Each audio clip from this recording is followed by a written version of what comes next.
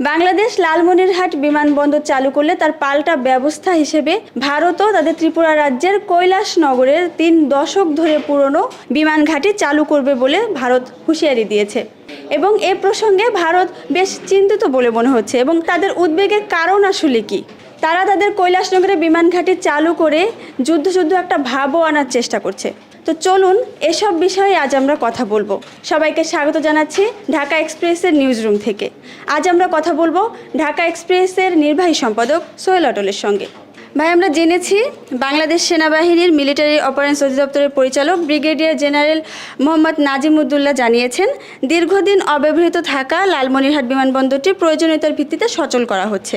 বাংলাদেশের জন্য এই বিমানবন্দরটি কী সুফল বয়ে আনবে বলে আপনি মনে করছেন?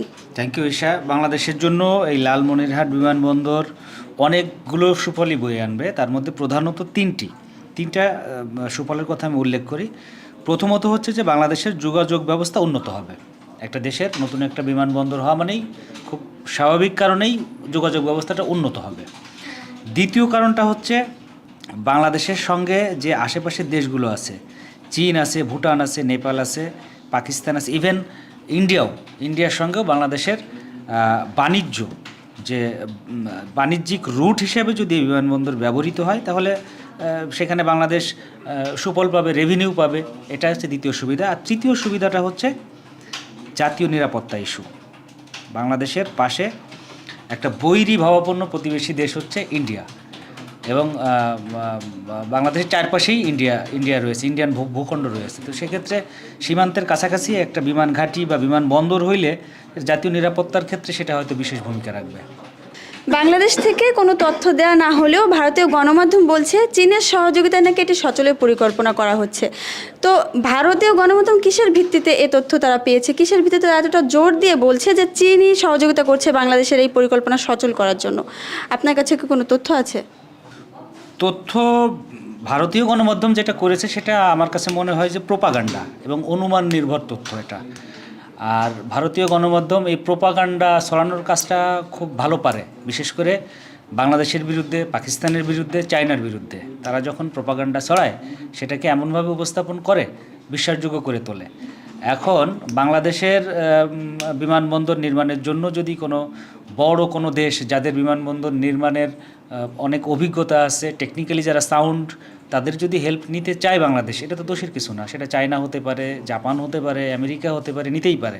সেক্ষেত্রে চায়নার হেল্প নিতে পারে, এটা অস্বাভাবিক কিছু না। চায়নার সঙ্গে আমাদের বাংলাদেশের কূটনৈতিক সম্পর্ক ভালো, সস্তায় পাওয়া যায় তাদের সেবা।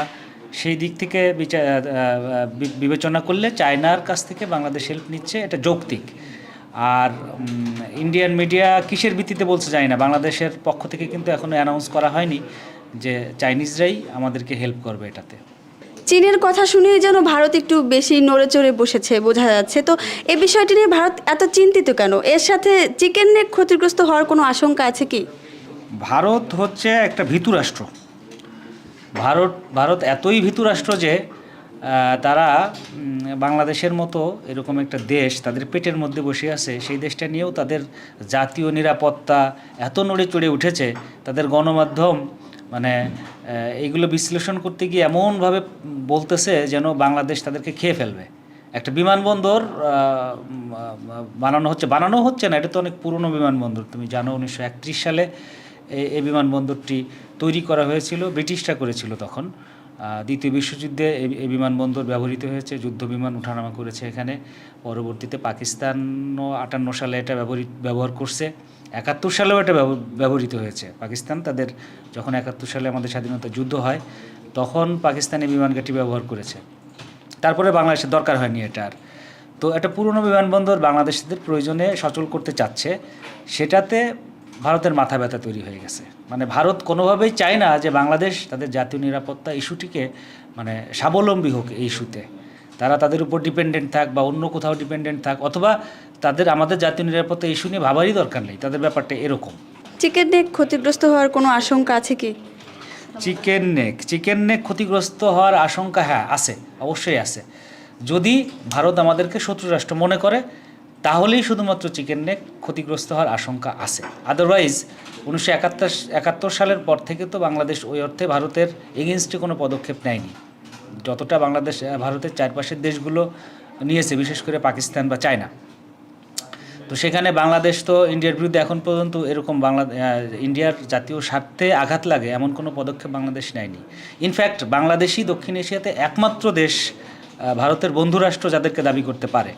কারণ তুমি দেখো গত কয়েক দশক ধরে ধীরে ধীরে ইন্ডিয়ার চারপাশে যে দেশগুলো আছে, সীমান্ত যাদের সঙ্গে আছে, বিশেষ করে ভুটান, নেপাল, চায়না, পাকিস্তান, সবার সঙ্গে ইন্ডিয়ার বৈরী সম্পর্ক, সবার সঙ্গে। ইভেন ওই যে সমুদ্রের মধ্যে যে মালদ্বীপ এবং শ্রীলঙ্কা আছে, তাদের সঙ্গেও শ্রীলঙ্কার সম্পর্ক ভালো না। সবাই ইন্ডিয়ার থেকে মুখ ফিরিয়ে নিয়েছে। একমাত্র দেশ বাংলাদেশ যারা অকৃত্রিমভাবে দান করে যাচ্ছে ইন্ডিয়াকে। বিশেষ করে হাসিনা সরকার যা চেয়েছে মোদি হাসিনার কাছে তাই দিয়ে দিছে, যা চেয়েছে তাই দিয়ে দিয়েছে, বাংলাদেশের স্বার্থ বিবেচনা না করেই দিয়ে দিয়েছে। তো সেখান থেকে যদি আমরা ভাবি তাহলে বাংলাদেশ ইন্ডিয়ার অকৃত্রিম বন্ধুরাষ্ট্র। তো অকৃত্রিম বন্ধুরাষ্ট্র যদি ভাবে ইন্ডিয়া আমাদেরকে, তাহলে তাদের চিকেন নেক ক্ষতিগ্রস্ত হওয়ার কোনো সম্ভাবনাই নেই। শুধুমাত্র তখনই ক্ষতিগ্রস্ত হওয়ার সম্ভাবনা আছে যখন ইন্ডিয়া ভাববে যে বাংলাদেশ তাদের শত্রু রাষ্ট্র। তো আমার কাছে মনে হচ্ছে যে ইন্ডিয়া বাংলাদেশকে শত্রু রাষ্ট্র মনে করতেছে এখন, এজন্যই তারা ভাবতেছে যে তাদের চিকেন নেক ক্ষতিগ্রস্ত হবে। বাংলাদেশ এই বিমানবন্দর চালু করলে ভারতও ত্রিপুরার 3 দশক ধরে পুরনো ঘাঁটি পুনরায় চালু করবে বলে জানিয়েছে। তো এতে ভারত কিসের ইঙ্গিত দিল বলে আপনি মনে করছেন? ভারত হম্বিতম্বি করতেছে, এটা ভারতের পুরনো অভ্যাস। ভারতের অবস্থা এতই খারাপ যে বাংলাদেশের মতো একটা পুচকে রাষ্ট্র, যার সামরিক শক্তি, অর্থনৈতিক শক্তি কোনোভাবেই ভারতের ধারে কাছেও নেই, সেই রাষ্ট্রকেও সে চ্যালেঞ্জ মনে করতেছে। ভারতের অবস্থা, নৈতিকভাবে ভারতের অবস্থান কত দুর্বল চিন্তা করো। আর যেখানে আগের প্রশ্নেই তোমাকে বললাম যে যেখানে এই দক্ষিণ এশিয়াতে বাংলাদেশ ছাড়া ভারতের পাশে কেউ ছিল না এতদিন, হ্যাঁ, ইভেন এখনও নেই, সেখানে ভারত এই বাংলাদেশকেই তাদের শত্রু রাষ্ট্র মনে করতেছে এবং এই দেশটাকে চ্যালেঞ্জ মনে করতেছে। এটা নৈতিকভাবে ভারতের অবস্থা খুব খারাপ। তারা ওই যে তো বাগাড়ম্বর করে অভ্যস্ত, তো হম্বিতম্বি করে অভ্যস্ত, বাংলাদেশকে একটু হম্বিতম্বি করতেছে, হ্যাঁ এটা করা যাবে না, ওটা করা যাবে না, যেটা হাসিনার আমলে বারবার করে করছে এবং হাসিনা মেনেও নিয়েছে। এখন মানতেছে না, এখন একটু আমাদের ইয়াং উপদেষ্টারা আসছে, তারা নিজেদের সার্বভৌমত্ব নিয়ে একটু চিন্তিত।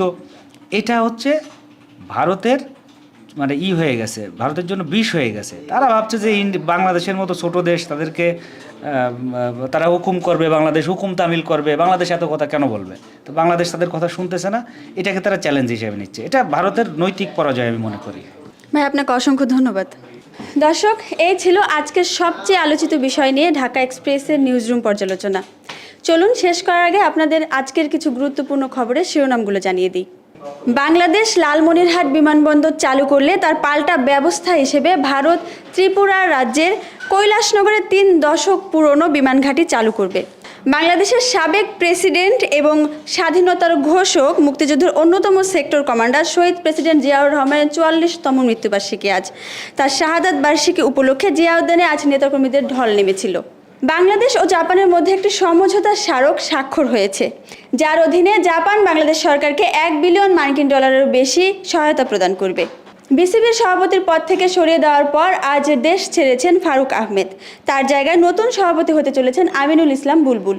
দেশের 7 অঞ্চলে সন্ধ্যার মধ্যে 80 কিলোমিটার বেগে ঝড়ের আশঙ্কা করছে আবহাওয়া অধিদপ্তর। দর্শক, এই ছিল আজকের কিছু গুরুত্বপূর্ণ খবরের শিরোনাম। আজ তাহলে এখানেই শেষ করছি। পরবর্তীতে আবারও হাজির হব আপনাদের সামনে নতুন কোনো হট টপিক নিয়ে। ততক্ষণ পর্যন্ত সবাই ভালো থাকবেন, সুস্থ থাকবেন, ঢাকা এক্সপ্রেসের সাথেই থাকবেন।